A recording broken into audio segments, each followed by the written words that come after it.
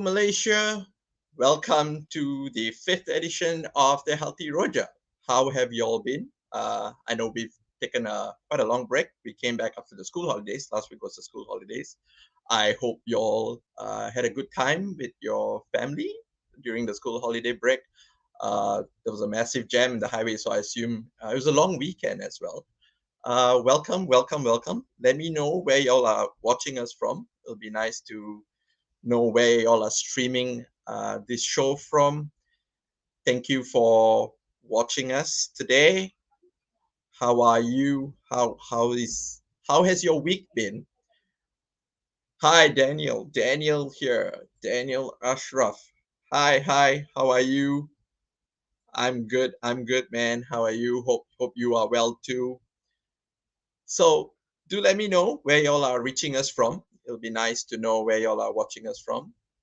How has your week been? How has the traffic been for y'all? I hope all of you are back home, had your dinner, and watching us now. Hi, Dishan. Hello. Nice to meet you. This is your first show, I assume. I've not seen you before. Welcome to the show. I hope you like it. So, we've got an interesting show for you today. We're going to talk about our bodies and how food works with it. I just want to give you all a rough idea of what the Healthy Roja is, just a brief introduction. So the idea is that we want to give y'all information where health and wellness is concerned. There are 4 pillars that I cover. I cover the human body, food and nutrition, mental and emotional well-being, and fitness and physical well-being. So I kind of have done all this on a weekly show every fortnight. And moving forward, just to give you a heads up, it's going to be engaging with the community. So in season 2, which will be coming up soon, we're going to engage with the community. We want to engage with you, the people who are watching the show. We want to know your story, and we're looking forward to hear from you. So without a further ado, what we're going to talk about today is just a rewind on food and nutrition and the body. And where food and nutrition is concerned, we're going to try to cover on the cost of goods, cost of food, which is kind of escalating, and also nutritional goods. And today we have with us a doctor and a nutritionist. So let's welcome them on board, Dr. Faisal and Miss Rashmi. Hello. How are y'all? Hi, Edwin. Hi, Dr. Faisal. How are you? I'm Rashmi, good, I thank think you. you're on mute. All right. Hi, Rashmi. Hi, Hi, Rashmi. How are Faisal. you? I'm good. Hi. Good. How was your day? How's your day, Dr. Faisal? Uh, it's been okay. It's been Good. raining for the past few days here, Right. both in my office and also at my home area. Right. So with going to work and coming back to work is the traffic jam is very massive nowadays. So I guess Yeah. people are starting to get busier after the so-called pandemic I is think a lot of people shifting have bought to the cars endemic. also. Yeah, Yeah. probably. Discount. They had You a know. discount during pandemic. Yeah. So now everybody's driving their cars. Yeah. How about you, Rashmi? How's your day? I work from home today, so I'm like super happy. Uh, Yeah. Daniel says Hi, hi, Miss Daniel. Rashmi and Dr. Faisal. Hi, Daniel. Hi. So, yeah. So maybe Dr. Faisal, maybe you can give a brief summary about yourself. All right. Yeah. Well, I am a medical doctor. I've been in practice for the past 15 years. Nice. By specialty, I am an OH physician. OH stands for occupational health. So my main, in terms of clinical duties, I basically practice at Shah Alam area. So I serve workers, employers who works for a company, private company, Right. and I basically work inside a manufacturing plant, and I'm taking care on a day-to-day basis. I am taking care of the workers' health as a whole, not only their day-to-day health issue, but their long-term and chronic health issues as well. Oh, okay. So that's me as a physician. I'm also Right. married with three kids. My wife is also a physician, but she's a different type of physician. She's an emergency physician, so Hmm. a bit different than what I do. Right. She's always on the go. Yeah, always on the Yeah. go. Nice, nice. Rashmi, maybe you could share something about yourself. Okay, so hi, I'm a dietitian. So I work with a company, and most of the time I do for corporate companies because I'm a corporate wellness dietitian. So I do a lot of wellness programs for multiple companies, usually health talks, and then many times like all these coaching programs, for people Oh, to lose weight. So we've been right. seeing a lot of obese cases nowadays that cause a lot of like back pain, Hmm. osteoarthritis, joint pains. So basically, I'm always called to either do coaching programs, one-to-one consultation, or sometimes health talks. So that is basically my job. So yeah, Okay. Nice, nice. thank So you. today we got something interesting for them, right? Today. Yeah, Yes. of Yeah. course. Yeah. So uh you guys should share this link, share it with your friends and your family. I believe it's going to be very beneficial for all of you, what we have prepared for you. I looking forward to what we have. And I want to, first of all, thank Dr. Faisal and Rashmi to be on the show with us today. And we are so looking forward for what they have. So without further ado, let's get into the show and let's get into the topic: All human right. body and food and nutrition. It's a bit of a rewind. What we're going to do is we're going to look at things that we covered earlier in the first two shows, but to dive in on certain areas. That's what we're going to do today. And with the escalating cost of uh, food happening, we're going to look at how else we can achieve a balance of what we consume and how we look after our body. So, Rishmi, maybe you want to start sharing with us what do you have for Okay. us today? So so what I'm going to share is that basically what we need to eat is the three macronutrients. There are three main macronutrients that we need to eat on a daily basis, and there's also vitamin, minerals, and fibers. But with the rising cost in Malaysia, right, many people find that it's very difficult for them to actually purchase protein mainly because chicken, fish, and all that. The price have really, really gone up.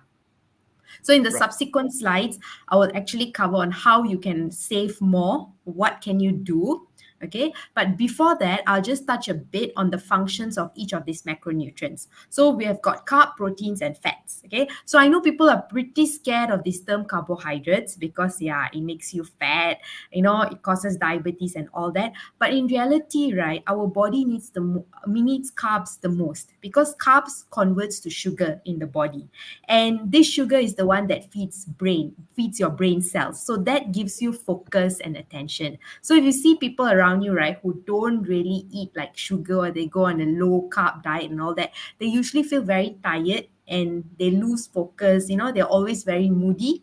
That's because Yeah. there's less sugar in the body. Less sugar. There's less sugar because there is low sugar, so you're always feeling Okay. hypo, you're feeling irritable, because our body runs on sugar actually. Okay. Mm. Okay, Okay. But so we need it base to eat in mm, moderation.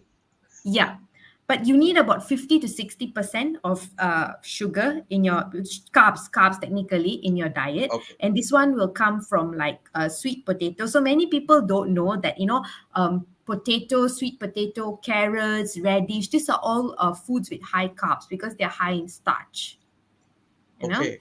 And then like fruits and vegetables, especially those watery fruits, are also very high in sugar or Okay. carbs technically. Kurma, dates and all that, these are all very high in carbs as well. Then we've got oats. Milk is another source of carbs. So many times most people don't realize that they are actually consuming a lot of carbs, so people Oh, tend to think that carbs is just rice and bread, but it's actually more than that. right. Right. Okay. Okay. That's interesting. It's a combination of a lot of things. It's a complex, Mm. Right. complex food So as it well. works synergistically. I mean, we need to consume them in proportion, right? Is that what you're saying? Yes, true. Malaysian diet, unfortunately, is very, very high in carbs, and like if you eat kueh, it's like already like, I don't know, 70-80% carbs. If you drink Right. like all this rose syrup and all that's like plain sugar. For example, when you go for Hari Raya, it's like ketupat and lemang and all that's pure carbs, and then like fats will be like all those curries and all that, so Okay.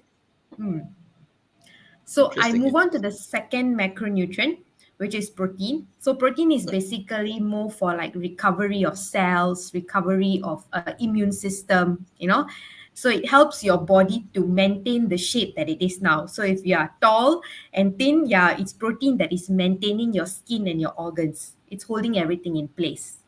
Okay. Right. But in Malaysia, we tend to overconsume protein because we tend to have meat and a lot of protein items with our meals. Basically, a lot of things we eat are high in protein.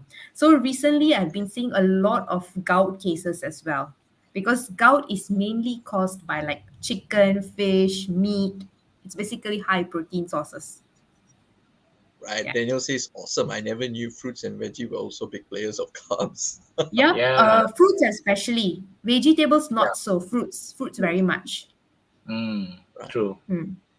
That's Okay. interesting. Yeah. And then, the next one will be fats. So, fats is quite that like avocado is also actually fats, but fats you can divide into like good fats and bad fats. Bad So, bad fats, yeah. fats are like bad fats are like trans fats. They're mostly Okay. like your junk food and all that. That's like bad fats. Good fats are like all as in the picture. Like avocados, nuts. Okay. So these fats help you like maintain your good cholesterol level, keep your heart intact and all that. Right. Right. So yeah. So for all of this, how do we? Is there like a proportion that we normally work on? I mean, do you all work on a Yeah, you can see the percentage? percentage over here. So carbs, Right. if you are scared of carbs, you can take like a 50% of your food should come from carbs. Actually, a lot of things we eat are carbs. You look at the fruits and veggie are carbs, milk is Yeah. carbs. So indirectly already consuming a lot of carbs. Okay. You know? Okay. And then protein supposed to be about, we put it at 20% and fats is 30%. Yeah. So Okay. for male, fats actually is the country. It actually helps to build your testosterone hormones. So Ah. if you don't have enough fats, like I know a lot of bodybuilders, right? They are Right. having like 5% body fat and all that, right? Yeah. That is actually not very healthy if you are planning to have children because Ah. 5% body fats is not sufficient for optimum function of your hormones and other bodily functions. Guys, Oh, let's keep an eye on what we consume, guys.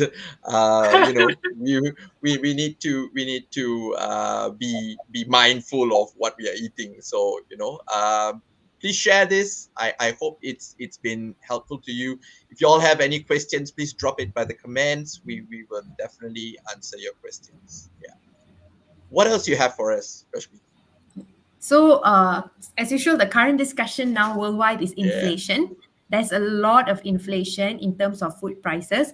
Currently, I'm seeing a lot of medical inflation as well because Right. with the COVID and all that has passed, the medical cost, like go and get a treatment from doctors, even like one-time consultation with the physiotherapist, everything has gone up. That is due to Yes.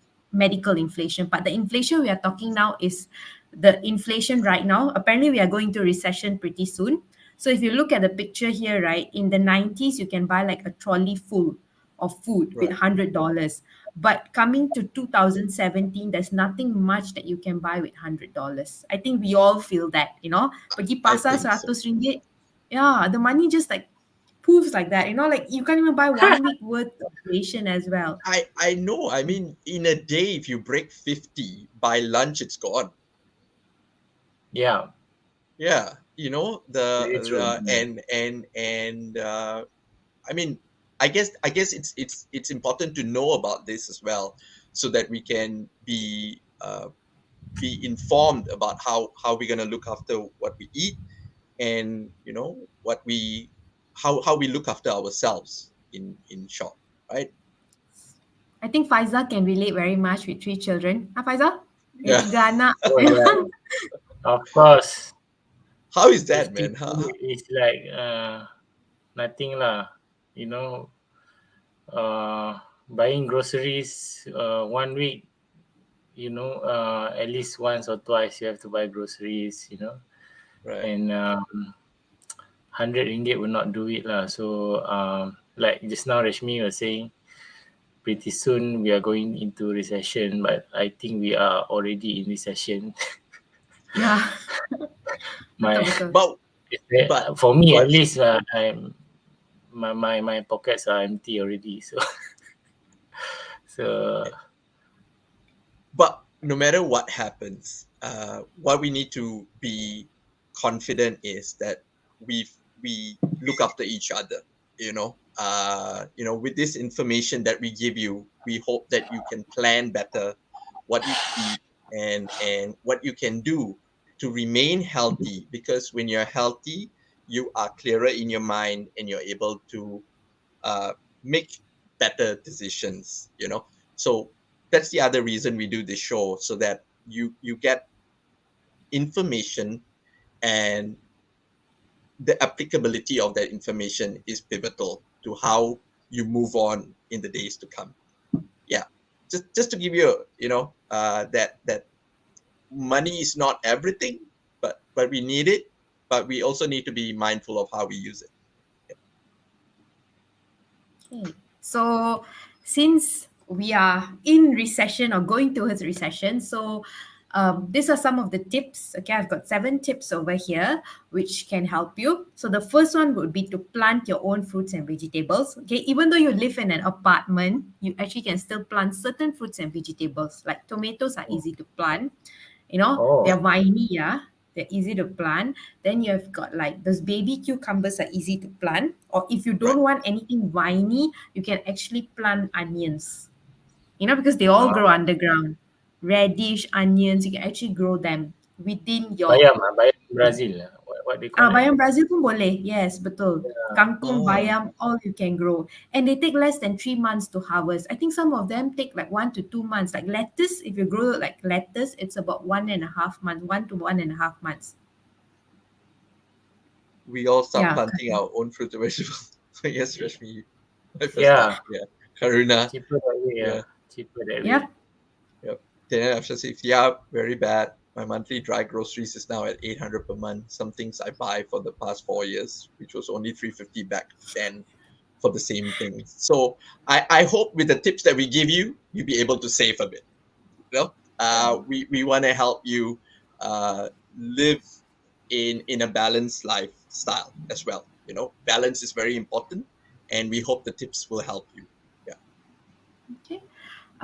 So yeah, you have to select what you would like to plant, okay? Because I think vegetables now are very expensive. So select a few. In my house, we plant peria, we plant bitter gourd, we plant cucumbers, and we plant bayam Brazil, kangkong, because I do have land around my house. So we plant that, Oh, you know. So any you have fruits? to choose fruits, pisang ada, nanas ada. Oh, Yeah, Nice. so Maybe papaya ada. So if you have space, please plant that over flower plants because flower plants are beautiful. Yeah, okra, brinjal. Yeah, we used to have okra once upon a time, but brinjal beans, I haven't planted them yet. So yeah, Right. So but this Karuna is is one good already option. started. Second one, why I say temper down on sugar and salt, right? It's not because I'm telling you to be like healthy. It's because our sugar in Malaysia is highly subsidized. And when when a recession sets in, right, a lot of subsidies will be removed. So your sugar subsidy will definitely be removed. Because first thing first, Malaysia is now trying to advocate less sugar with the increasing rates of diabetes. Our diabetes are really high. Like I've seen a lot of diabetic claims. I've seen a lot of amputation claims. It's Right. pretty bad. Right. And one way you can spot diabetes is actually by seeing the neck of people. So people who usually have got quite bad diabetes, they've got like black, their necks are usually black. If they're obese also it's black, but people who are generally diabetic have got very dark necks here. It's called acanthosis nigricans here. And their legs, sometimes you can see that their legs turn a bit blackish because of poor blood flow. Okay. So Okay. that is There's how a question here, if you all don't Yep. mind. You can take Yep. one. Kevin Thomas asks, are there any vegetable we should consume sparingly, moderately? Example, nightshade, veg. Hi Kevin. I don't think so. There's anything you should consume sparingly unless you have got kidney issues. Then that is when you have to consume vegetables sparingly because vegetables and fruits are high in potassium. So if you've got any potassium related issues, like maybe your blood potassium is pretty high, that is when you have to consume vegetables sparingly. Otherwise, there's no restriction. Okay. I hope you've got your question answered, Kevin. Thank you for your question. Please keep your questions coming. We want to engage with you. We want to know how is it that we can help you here. Oh, thanks, Kevin. Then the next one will be buy seasonal fruits and vegetables. So recently I've been encountering many people who actually I know we all Malaysians, like we go to the pasar, we see like all these exotic fruits and then we want to try, and then because they're so good we keep buying and buying. But actually it's best to buy seasonal fruits and vegetables, firstly because it's cheap. Like if it's the mango seasons, try to buy more mango. If it's the rambutan season, try to buy more rambutans. And I think generally in Malaysia, the seasonal vegetables are always kangkong, bayam, sawi. Like these are all the standard seasonal one. Correct. Another reason why I recommend seasonal fruit and vegetables, first thing is cost.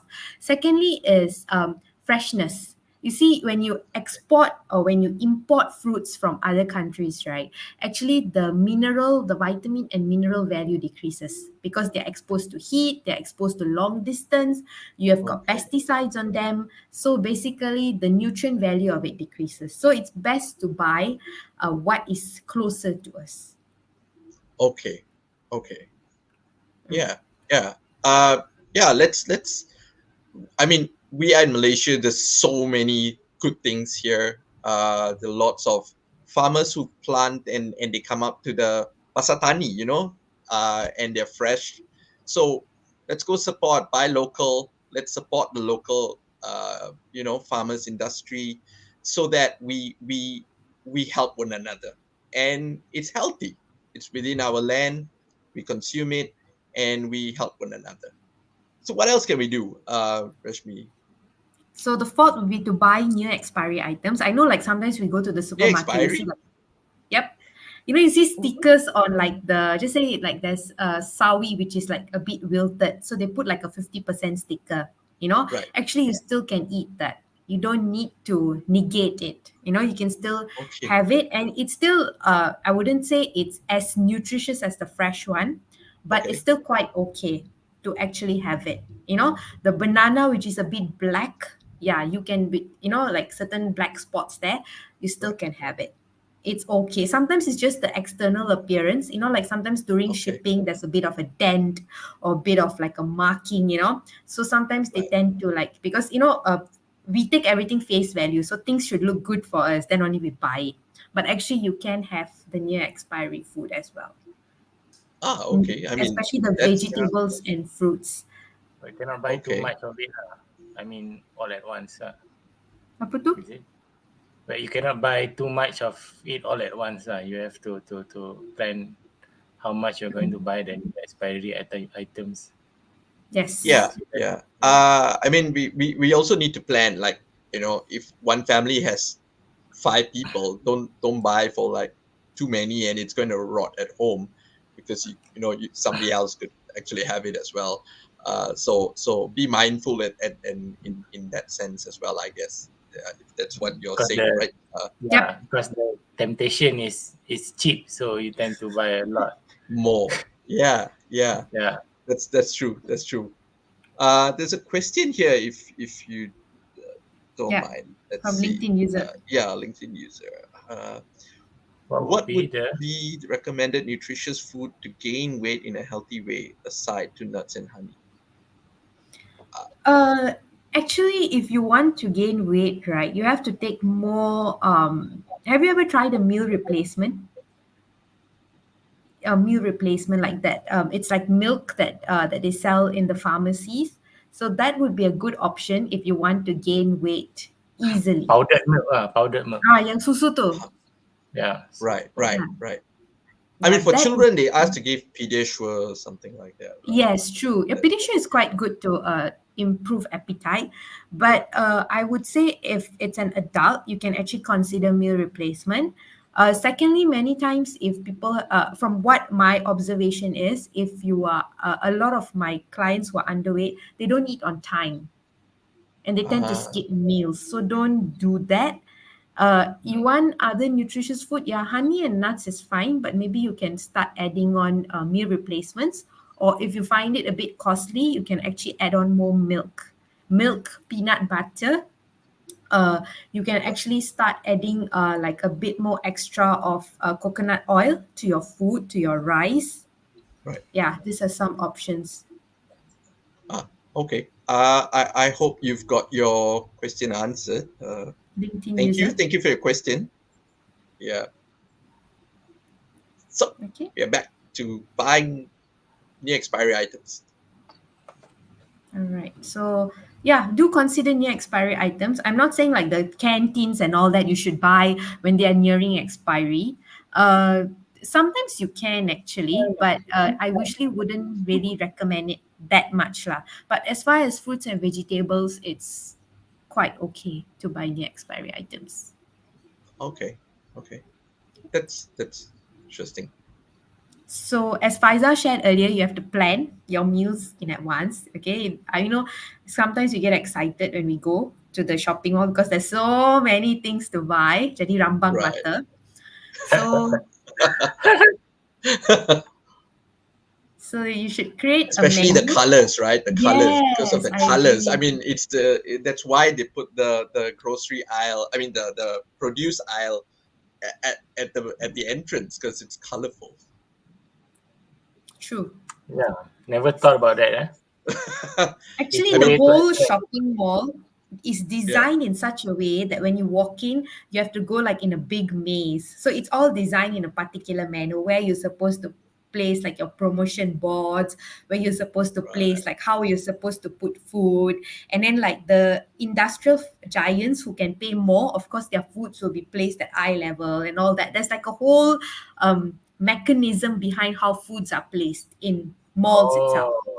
Right. So no wonder you asked us to plant our own fruits and vegetables so that we don't have to go to supermarkets. Yes. Yeah. Okay. So this is on menu and list, and then go vegetarian. I usually tell my clients to go, because it's a part of my challenge I give them. I always tell them to go vegetarian once a week. Okay. Firstly, not because it's not like because it's health or what, because it reduces carbon footprint. So I'm into going green and all that, and going vegetarian once a day actually reduces. If the whole world goes vegetarian once a day, right, you reduce carbon footprint by about 17 to 30%, if I'm not mistaken. That's a lot. a That's all. lot of carbon footprint, by going vegetarian. And also because like all this livestock, right, they tend to consume a lot of food and water. So Okay. and to rear them you need space, and then like you have to grow like corn and flour and whatever all to feed them. So actually they are Right. very costly. It's a very costly fare, you know so and that's how chicken, fish, meat are so expensive, because the cost is dumped on us, because it's Right. expensive to rear them. So Makes that's sense. why go vegetarian once a week. Yeah, it will really help you in terms Right. of if you're somebody with high cholesterol. If you eat more fruits and veggie, you'll feel better. But I know some vegetarians who like to eat mock meat. That is not very much encouraged. Please don't eat mock meat a lot, because mock meat is basically all preservatives. Ah, right. Right. So What is don't have the any example of mock meat? Mock meat. mock meat yang when you go to the shopping malls, right, you can see like they have a package there. They'll say, oh, this is like mock chicken yang Right. it usually appears in like Oh, it's either made of mushroom, but there's usually a lot of preservatives, a lot of salt as well, sodium. So Ah, you high. actually kenapa Faizal? No, it's very high in salt lah. salt. Yes, high in Right. preservatives and salt. I see. I see. Uh, that's interesting. Yeah. So we need to be very careful, and we should also read the labels before buying the food. Yes, Yeah. Yeah. yes. Yeah. So, Okay, so we uh, go. There's some comments, I think you want to. yeah. This one here that says from Karuna, wow, never knew this about the grocery stores. Now it makes sense why I end up with things more than in my list. Yeah, Same Well, lah, that's same. true. Is to make you I, buy I guess more. I Yeah. guess it's the colors. I mean, for me, it's like when you walk in, you've got green and orange and red, and you just want to pick up everything that's on the aisle, kind of a thing. So there's a question also. I think Hi, Suraya. Suraya is Suraya. my LinkedIn friend. So yeah. Okay. Mock meats are usually in the frozen aisle next to the nuggets. Ah, so now we know where Ah, they are placed. okay. Right, right. Thank you, Suraya. And we've got Honey Nira. Fine. What would the recommended nutritious food to gain weight? Oh, I think she must be the one from LinkedIn earlier. I think. Mm, All yeah. right. Okay. Thank you. And yeah, Suraya Thank you, said thank you. And made with Made soy. with soy. Better to take Better take tofu. tofu. yes, I agree with True. you. Tofu tempeh is Tempeh. actually a Yeah, better option as Better compared to option mock lah. meat. Yeah. yeah. Thank you, So yeah. thank you. If y'all have found this session beneficial, do share it with your friends and family. I hope that the message goes out that what we want is to encourage healthy living in a very balanced manner. We have to live in a balanced way uh, in order that we can keep progressing, taking one step a day. There's another question here from Karuna. How much processed food a week is considered safe? Oh, that's a very good question. Actually, I can't give a definitive number, but I can only say that a lot of things we eat nowadays are highly processed. Even the fruits and vegetables that you're consuming is actually very high in pesticides. And yeah, Right. the meat that you're consuming is high in antibiotics. So basically, everything is technically processed. Right. So that's why my first point was plant your own fruits and vegetables. Be a vegetarian. That was one of my options, but I can't really give an exact number of safe exactly. But I would what why people encourage to eat in moderation, right? Is because if you eat a lot, if you eat too much, then more than what you are supposed to eat, you actually start Right. accumulating all these chemicals in your body. So that's why Yeah. Right. people who are obese, yes, their fat the fat amount in their body, the percentage causes a lot of problem for them, because excess fats in the body actually releases hormones, unnecessary hormones. So that's why you see ladies who are a bit on the bigger side, they have got issues in getting pregnant. It's because Okay. of too much of excess fats that interrupts their hormones. And if you see young girls nowadays at the age of like 8, 9, they're already achieving their menarche. That means they're already getting their periods.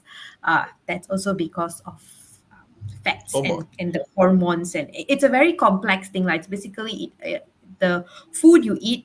Okay, if there's excess, it becomes fats in your body, and the fats basically affect your hormone levels. So that's Okay. why I would only say I can't give you a safe amount, but I would say please don't overeat and eat in moderation. Right. Right. I But think we the right need. way to Yeah. I think the right way to answer Karuna, probably you have to look at it the other way around. Try to keep it bare minimum lah, as much as possible. Try to avoid those outright processed food that because sometimes we do not know that the things that the food that we take is processed food, but the ones that are processed food, try to keep it bare minimum as much as possible, because it's the kind of choice that we make. Right. I mean, in the times that we live in, it's going to be there. I mean, it is in it already. We are already consuming it. So the only way to reduce it is to be mindful of what we are eating and to Yeah. have the variety that we can have access to, right? Yeah. Yeah.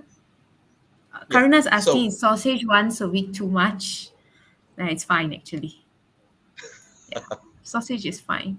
But you can make your own home one. I mean, if you have time, it's nice to make something from your home, but no problem. Sausage once a week is actually perfectly fine. I'm a personal believer of exercising. I exercise every day, because I feel Wow. exercise detoxes. It detoxes your body. So basically, it helps you to eliminate a lot of like chemicals in our body, a lot of like fats and all that. So if you feel guilty for eating certain foods, because I tend to eat a lot of foods which are not really warranted by dietitians, so please exercise. right. Guilty pleasure. Yes, guilty pleasures. I eat a lot. I won't lie. I eat a lot of cakes. Today I ate chucho. So there's Right. a lot of things that I eat, but I feel exercising somehow keeps me healthy, Right. and there's a lot of benefits from exercising as well. So yeah, Right. Air fry the sausage. yeah, Honey true. You Nero. can to reduce the Yeah. oil. Right. Suraya says, today there are so many recipes that you can try and be adventurous. True. True. True. True. True. And eat better food. Yep. Yeah, I agree. Um, Thank you, Surya. Thank you. Thank you. Yeah. So eat at home. Mm. And we have access to markets, pasar pagi, pasar malam, pasar tani. You know, um, just buy the food, buy the fruits, buy the veg, uh, and be healthy at And home. eat at home. Yeah. Yeah. There's also Uh, another reason for eating at home, right? It's because I've noticed that when parents are obese, their children tend to be obese as well. You can actually see it in the shopping mall. It's very obvious what the parents eat. The parents' outlook and appearance usually impacts the children's outlook and appearance. right. So it is important for you to eat at home, because when you eat at home, you can show them good values first thing, and then secondly, you introduce them to your culture, your cultural food. They can help you cook food, they can help you prepare food. So there's many benefits of eating at home. But when you eat out, you don't really know what is in your food. Actually, the people can put a lot of ajinomoto and you don't even know. You can put a lot of salt and you don't know. So Right. there's a lot of Right. things. Cool. Cool. Please share. Please ask the questions. We want to answer you as much as we can. Moving on, we've got, well, about digestion. So we've got Dr. Faisal, who's going to just give us a brief understanding of digestion so that we understand what happens when we eat. All right. Thank you, Irene. So I guess in our body there's so many systems available, like 9 or 10 systems, but the one that is very close to nutrition is of course the digestive system. So I think the picture shows that is a cross-sectional picture of the digestive system. It starts all the way from the mouth and it goes to the what we call as digestive tract to our stomach, and it goes to our small bowel and large bowel, and it is being excreted out as feces and stuff like that. So in principle, when we take food, we drink or we eat the food, the first process of digestion starts within the mouth itself, because the act of chewing is actually a physical or mechanical way to break down the food to smaller pieces, because there's when it comes to the digestion inside the body, um, the food is not being absorbed just like that. It has to be broken down to small pieces in order to get the nutrients out of it. So the first process starts in the mouth itself through the mechanical chewing, and then it goes through the esophagus, in which it is further broken down to pieces, and it starts to enter the stomach. Yeah. So inside the stomach, as you know, we have the gastric juice. It's Right. an acid in which these pieces of food are being broken down much more to like a kind of like a fluid, in which after that it goes it will enter the small bowel or small intestine, and that's when the nutrition the nutrient of the food starts to be absorbed to the body and into the bloodstream. So the food will go all the way the intestinal tract to the large bowel, and will be excreted as feces. Apart from this long tract that starts from the mouth up until our anus or rectum, we also have our liver and pancreas and also gallbladder, in which they will help with the digestion itself. So basically, that's in a very brief and quick manner how the digestive system works. How the food travels in the body. How the food Yeah. travels. Bear in mind that from the act of eating up until the moment you go to the toilet to uh, do your business, it actually is not really very quick or very fast. It take Right. it take days actually. The actual food Oh, that you um, the first act of digestion inside the stomach with the gastric juice and the gastric acid or the gastric juice, that right. will take up around 4 to 6 hours. Okay. So that is why in my practice, I always advise my clients and my patients not to eat too late at night, because the body needs time to digest the food. Digest. Right. So if you eat at 10 o'clock and you go to sleep at 11 or 12, there are only 2 hours Yeah. for the digestion to occur, but it's not enough. So the digestion will continue to occur during our sleep, Right. which is in a way not very good. So at least when you want to eat, especially the dinner, you try to take early dinner, probably around 6 to 7 o'clock, which Right. is would be very difficult in the current way that we are living nowadays, but I mean, the ideal way is like that, you know.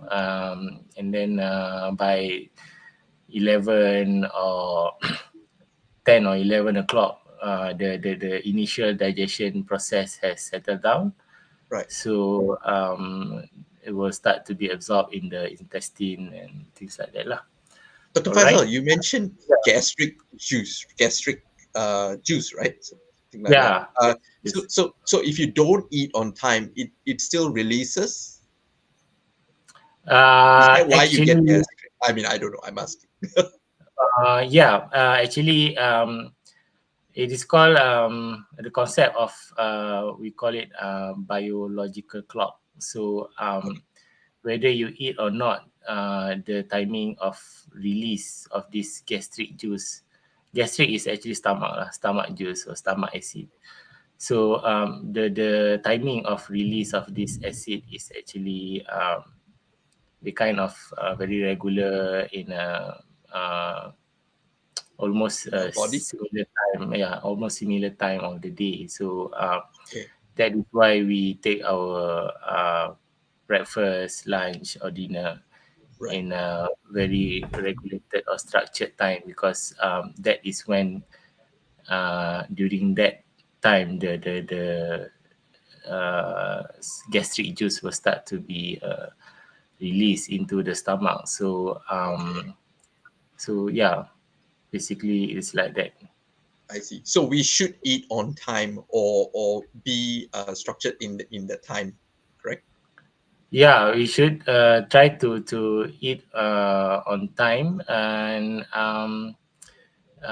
if it depends on your own body, because some people they practice to eat one or twice a day, not very frequent. You know, some Right. people they take 4 to 6 meals per day, which is for me personally is not really. I would not recommend that. You know, we try to eat less frequent and at a very moderate amount. So Right. try to eat at around the same time every day. Okay. And depending on how you live your life, you know, you should also. I think one of the things that we have not mentioned when it comes to choices of food and things like this is that we forgot to say about the water intake lah. You know, Right. we should practice drinking a lot of plain water. You know, Okay. basically I notice even for myself, I have to remind myself every day to actually drink plain Water. water a lot, because actually that's a very crucial element of our dietary habit that we tend to neglect. Ah, okay. Okay. Mm. So we need to consume more water. Water Yes. as well Yeah. as much as, yeah. Cool. Cool. So I guess if we move on to the next slide is about, okay, when it comes What about to dialysis?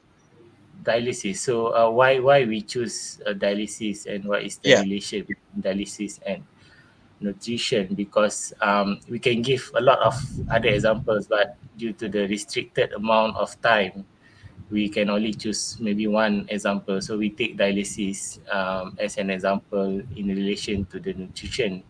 Right. For dialysis patient, actually nutrition or diet, what they take, the food that they take, the drinks that they drink, is very crucial and important. It's not only the type of food being ingested, but also the amount of food that are being ingested, Right. the water intake, the amount of water per day also Right. being counted on a daily basis, because it's very crucial for dialysis patient, because as you know, dialysis means that the person's kidney, buah pinggang is not Yeah. really, is not functioning well. So it needs supports from an external machine to run its function. unfortunately, it cannot be dialysis, especially hemodialysis using the machine. Cannot be done on a daily basis. It's normally on an alternate day basis. So when someone is the kidney is not functioning, he or she on dialysis. Yeah. Basically, as some of you might know, they have water restriction per day. They cannot drink more than, for example, 500 milliliter of water per day. They have to, they have to really watch out about the amount. Normally, this type of restriction are being the direction comes from the treating physician and will be monitored by the nutritionist or dietitian. Normally, Right. dialysis patient, they have renal dietitian that will advise them on what to eat, what not to eat. Another thing that is important for dialysis patients about the, I think just now Rashmi has mentioned about salt intake. Right. You know, Potassium. that potassium, Potassium. yeah, potassium intake is very crucial because all these micronutrients, potassium is very closely related to the kidney function.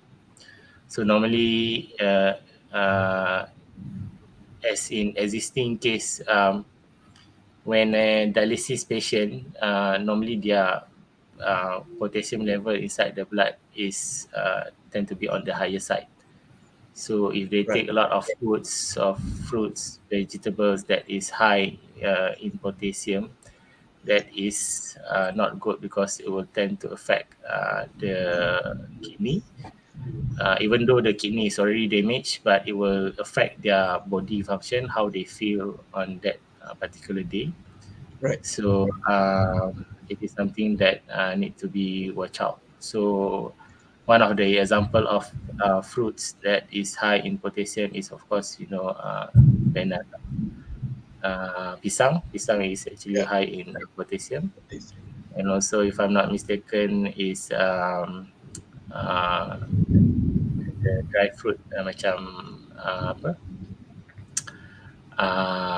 I think forgot another one. Yeah, prunes. Prunes is actually also. Am I correct, Rashmi? Prunes are Yes, also correct.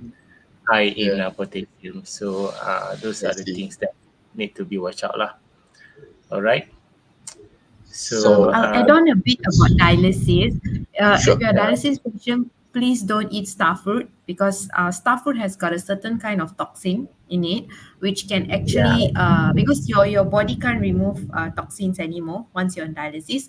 So this toxin in star fruit actually goes to your brain and causes fogginess, and it actually impairs your balance and it affects your brain function. And people tend Oh, to drop dead from eating too much of star fruit. So please don't take star fruit at all. That's like banned if you're somebody who is undergoing dialysis. so if you're on dialysis, no to star fruit. Yeah. Right. There's a Right. lot of things lah actually dialysis, Yeah. not only like star fruits. There's usually their blood readings kind is off. It's really off. They'll have like very high calcium levels or very low potassiums, very Right. high yeah. phosphate, especially if they like to eat meat. So it makes like for doctors and dietitians, it's actually quite a task. I would say Right. of all the cases in the wards, dialysis are usually the hardest to manage because they come with multiple diseases and there's Right. a It's lot very of tricky. restriction. It's very tricky. Yes.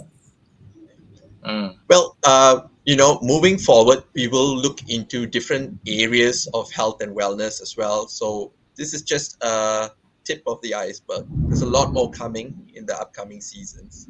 Uh, yeah, so keep it locked on and spread the word. Yes, what else do we have? What's interesting after this? So genes Oh, and versus the lifestyle. this is something So to do with that. What's the word? Epigenetics. Is this what it yeah, is? epigenetics. Ah, It was right. something that was mentioned during the first episode, I think. Yeah.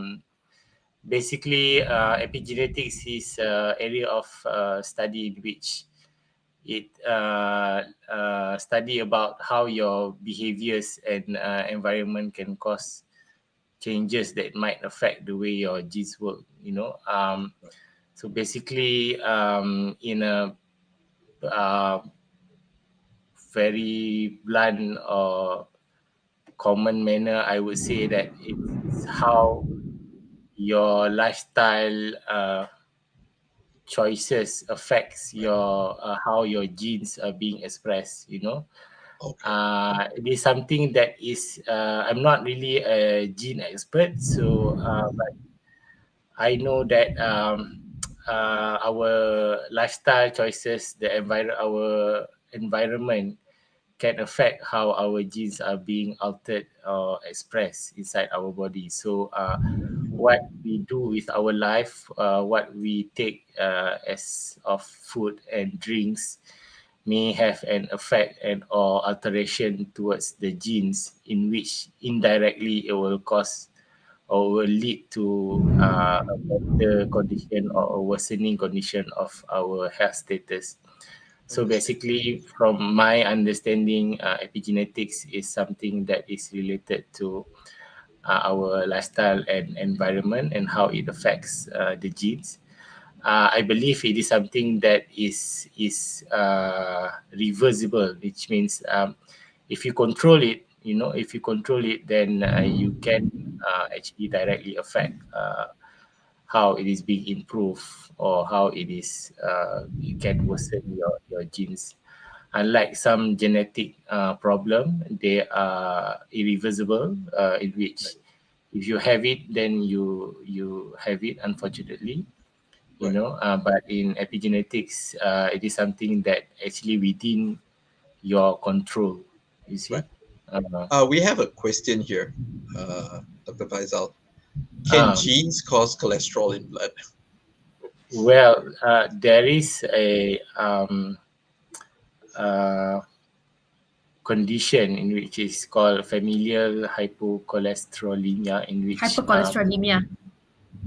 familial hypercholesterolemia, in which you tend to have someone tend to have a very high level and absolutely ridiculous high level of cholesterol in the blood, Hmm. especially being detected early during young age lah. And Okay. it runs within the family. So Oh, it depends, yeah.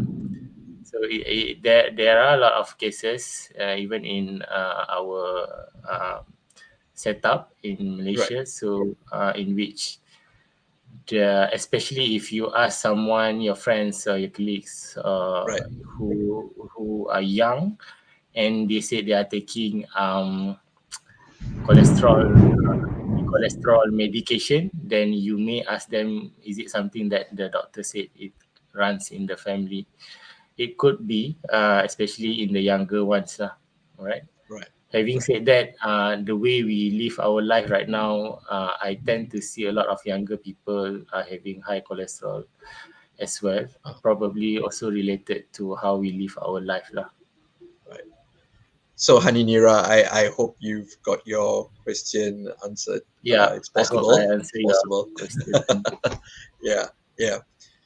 So, and yeah. So I think you know, we've been through this, and it's pretty interesting what we can learn about our body and how food has a direct impact on what happens to our body. Your genes, your the your the type of food that you eat is all going to play a part in the whole picture. And let's be mindful now. We've got a platform that y'all can get involved in, ask the questions.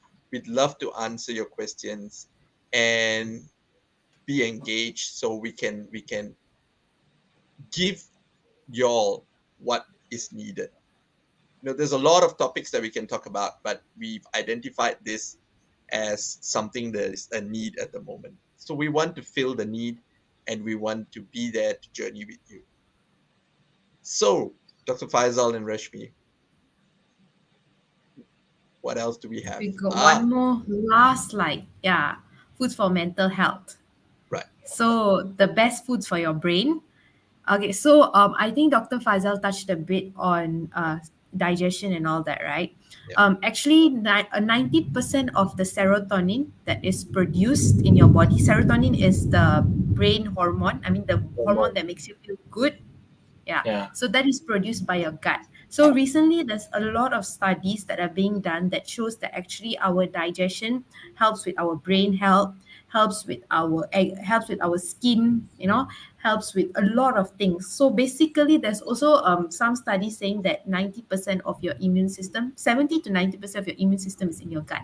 So that's why you should look after what you eat. Right. So Right. so for the last slide, we're actually almost at the end. These are some best foods for your brains, almonds, walnuts, and all this. These are very high in omega-3. So omega-3 is basically brain food because our neurons, right, actually have got fat layers around it, to Okay. protect and keep them intact. So all these foods somehow, if they're high in omega-3, they feed that fat layer. Right. It's the Right. food for the fat layer, Right. so that's how the neurons stay intact, and that's how your cognitive function, your brain function, is at optimum levels. Okay. And then we have got like pumpkin seeds. These are all high in omega-3, flax seeds, sesame seeds. But we also got fruits and vegetables, which are also high in antioxidants. So this will reduce because every day we are getting a lot of like pollution, Yeah. chemicals, and all that in our body, right? So all this somehow affects our brain function. So all Right. these fruits and vegetables, they are high in antioxidants, and they help to keep your neuron and your brain function as it is.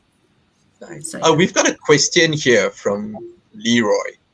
Hi, What are Leroy. your thoughts? Yeah. What are your thoughts on anti-nutrients in vegetables, legumes, grains, etc.? Oxalates, phytates, lactins, and toxins in vegetables. How to cook them off versus eating raw? Unfortunately, Wow. like Leroy, you can't really avoid them because they are part of fiber. As long as your fruits and vegetables have fiber, you can't really kick them out of the fiber. They are part of it. How you want to remove is actually you can soak your vegetables for like maybe 30 minutes before you cook them. The recommended is 2 hours, but if you're not somebody with kidney issues, you don't need to do it up to 2 hours. 30 minutes is good to remove some amount of oxalates, phytates, toxins in vegetables. Yeah, Right. soak it. You can remove it. Cool. So, Leroy, I hope you know what to do now. Yeah. So we've come to the tail end It of just our show. if Yeah. I can quickly Sure. say something about the last slide. Sure. Uh, if you look at the list of the foods, the type of the foods, and also we look at back at what Rashmi recommended about planting our own vegetables and fruits. The common things between these two are that this is actually all plant-based products. Right. If you look at the list, there's no meat inside there, no Wagyu burger or whatever. They're all plant-based. They're all plant-based food, and Rashmi also recommended for us to plant our own fruits and vegetables. She did not mention about bela kambing or ternak ayam or anything like that. Not that it's not good, but when making choices, we always go for the fresh vegetables and fruits to take care of our body. That's all I Right. want to say. Right. Right. But if we were to have, meat, what should the is there a particular ratio that y'all deem fit, or you know, our first choice would still be veg and fruits. I would say you can still take your meats because you actually need your proteins. I'm not against it. I'm just saying that when it comes to preserving our health, most of the time the recommendation, if you look at it, it will come from the priority always come from the plant-based products, because they are actually the best option available. When it comes to ratio, I think Rashmi mentioned earlier about the ratio of carbs versus protein and fats. Yeah, So as long as you go along that way, you are not running away from the path. Should be okay. cool. Rashmi, do you want to add anything? I've got nothing much to add besides that. I think another thing for mental health is actually staying positive, staying optimistic. Yes, it's very Right. difficult to tell people to stay positive, but I Yeah. think we should start finding happiness in little things around us. Like the bird flying. Like recently, I started noticing, we should start noticing things, There are a lot of things around us which are beautiful. Like recently, I noticed that there are a lot of butterflies that fly outside my window. So I Nice. never noticed, but I think they are there. I didn't know they were there until I started seeing them. Then there are a lot of birds. So Right. once in a while, go out and look at the things around you. You might have like overlooked a lot of things which are Yeah. nice to see. Yeah. Yeah. True. True. Wow. We've yeah. Thank you, Dr. Faisal. Thank you, Rashmi, for this time. And well, food and nutrition and our body, they work hand in hand. In order for your body to function, for the bodily function to function right, you need to consume the right type of food. And due to times have changed, seasons have changed. There's lots of things that we need to adapt in time and in the times and seasons that we are in. But the little things that we can do, the little things that we can work on, that is what is accessible to us. Access it mindfully, be informed, ask the questions. You got, get onto our platform on Facebook and Instagram and ask the questions, and we want to engage with you. And with mental health, you know embrace the present, because it's there only for today. Once it's gone, it's gone. And there are lots of things like what Rashmi said that we kind of miss off because we are so caught up in either the future or the past. But if we just take just 5 seconds and take a deep breath and look at where we are, we've come a long way. We have overcome so much in life. No one person is immune to a challenge, but we are here together. We are one. Let's help one another. And if you are on a journey of health and wellness, pick a friend, get your spouse to journey with you, get your children, get the family going. No man is an island. Everybody needs support. So all the best. We hope that this information was good for you. Dr. Faisal, anything before we leave? Uh, I guess nothing much. I just want to thank all of you. I've been in the show for the second time today, Yep. and I think the today's audience are very receptive and very pleasant. Yep. We welcome your feedback for us Yep. to improve further. Thank you Yes. also to Edwin and Rashmi for the sharing of experience and thought and knowledge. Thank you. Thank you, Dr. Faisal. Ashmi? Welcome. Okay. Thank you, Dr. Fazan and Edwin, for the engaging session. I will just leave some few words before I go off. First, I would say is because I've encountered this a lot, please don't buy supplements from Facebook or Instagram or any other unsolicited pages. I think we have to tell this many times because I'm seeing a lot of cases in the wards where people come with like burn skin, and there's a lot of issues, like because they apply all these products on their skin and they consume them, so there's a lot of issues. Okay. And then secondly is eat well. Okay, please don't starve yourself. Even if you're on a diet, please don't starve yourself. And I, as a dietitian, right, I don't like to restrict people. So I think you should enjoy your food, enjoy your life, but eat eat to live. Okay, don't live to eat. Okay, so that's the biggest problem. We all dekat Malaysia ni semua orang live to eat. Okay. And Right. thirdly, please exercise. You don't need to do intense physical activities. It can be a 15 minutes walk in your neighborhood. It can be a 10 minutes walk. But please do take that effort. Today I was just watching a video where they were telling that you only live once. There's no wealth in the world that can buy your health anymore. And that's very true. And we don't realize the value of it until we are sitting on the hospital bed. So please look after your health. Yeah, yeah. So, yeah, your health is your choice. You don't have to ask anybody permission to look after it. You don't have to ask anybody's permission to take care of it and feed it. So, you know, choose health, choose your wellness, and when you do that, you are going to be live to the people around you. So, uh, be well. We're gonna, we spoke about mental health, we spoke about fitness. That's coming up in 2 weeks. We're gonna do a rewind on mental health and fitness.